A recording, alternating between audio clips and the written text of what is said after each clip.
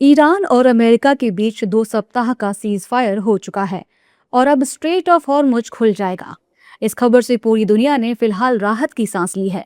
अमेरिकी राष्ट्रपति Donald Trump ने सीज फायर के इस कदम को ईरान की हॉर्मुज स्ट्रेट को फिर से खोलने और बातचीत में शामिल होने की तत्परता से जोड़ा है।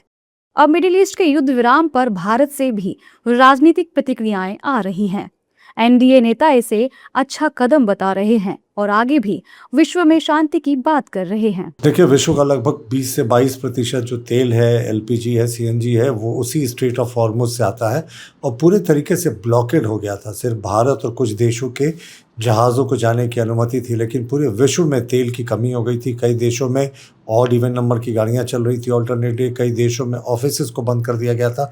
कई देशों में स्कूलों की छुट्टियां दे दी गई थी। वर्ल्ड की इकॉनमी पे इसका प्रतिकूल प्रभाव पड़ रहा था। तो हमें बहुत खुशी है कि स्ट्रेट ऑफ हॉर्मुज को खोल दिया गया है। हालात बदलने चाहिए और सभी पक्षों को युद्ध विराम नहीं, मैं तो कहूँगा एक तार्किक परिणति पर इस युद्ध की विभीषिका से दुनिया को बचाने के लिए लोगों को पहुंचना चाहिए।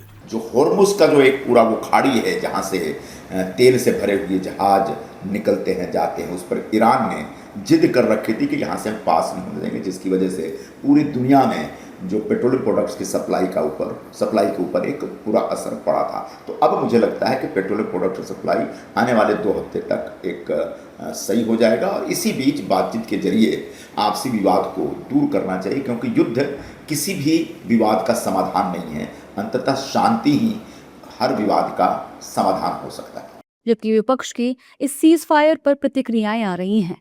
सुनिए विपक्ष इस सीज फायर को लेकर क्या कुछ कह रहा है। देखिए, इजराइल बगैर अमेरिका की मर्जी के कोई कदम नहीं उठा सकता है। सीजफायर न सिर्फ इजराइल के साथ, अमेरिका के साथ, लेबनान के साथ, सबके साथ हुआ है।